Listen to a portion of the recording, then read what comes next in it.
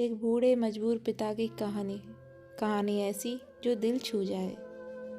एक गांव में एक आदमी रहता था जो बहुत बूढ़ा हो चुका था, जिस वजह से उसे कम दिखाई देता था और वह बहुत कमज़ोर हो गया था।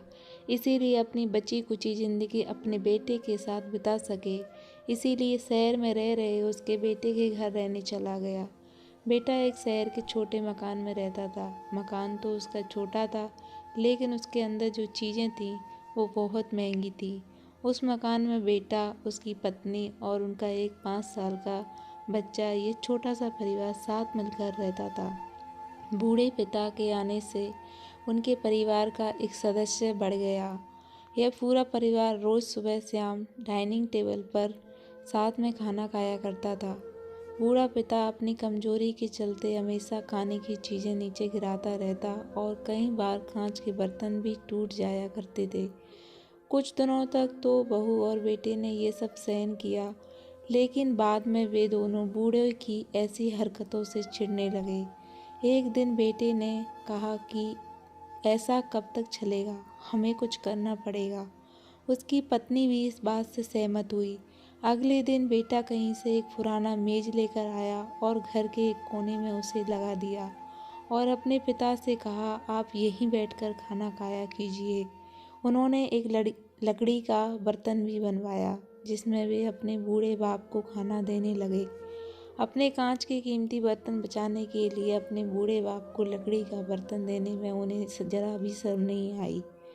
अब खाना खाने का समय जब जब होता तो बूढ़ा बाप एक कोने में बैठकर खाना खाता, बाकी का परिवार डाइनिंग टेबल पर खाना खाया करता था। डाइनिंग टेबल पर बैठे बैठे दोनों पति पत्नी कभी कभी अपने बूढ़े बाप की तरफ देख लिया करते थे। बूढ़े बाप की आंखों में उन्हें आंसू भी नजर आते, मगर उन पर जैसे कोई असर ही नहीं होता था। बूढ़े बाप का पोता भी यह नज़ारा हमेशा देखता रहता और वह अपने में ही खोया रहता। एक दिन जब पति पत्नी डाइनिंग टेबल पर बैठकर खाना खा रहे थे, तब उनका बच्चा ज़मीन पर बैठकर कुछ कर रहा था।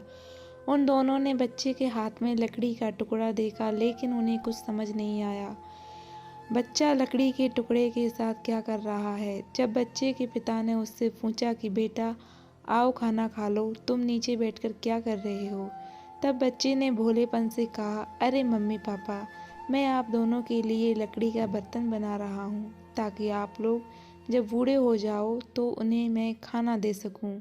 अपने नादान बेटे द्वारा दी गई ये सहज बात दोनों के दिल में तीर की तरह उतर गई। दोनों एक दूसरे का चेहरा निहारने लगे।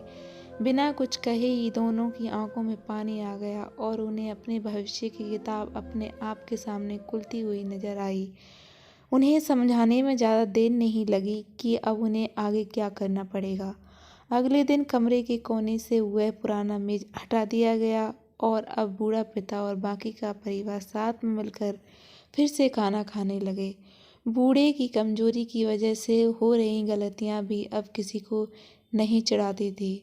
दोस्तों, ये कहानी हमें बताती है कि हर वह पत्ता जो आज हरा है वह कल सूखेगा और डाली से नीचे भी गिरेगा। इसीलिए हमें अपने बड़े बूढ़े का हमेशा ख्याल रखना चाहिए और हमें हमारे माता पिता और बुजुर्गों के साथ वैसा ही व्यवहार करना चाहिए जैसा हम चाहते हैं कि हमारे बूढ़े होने के बाद हमारे बच्चे हमारे साथ करें।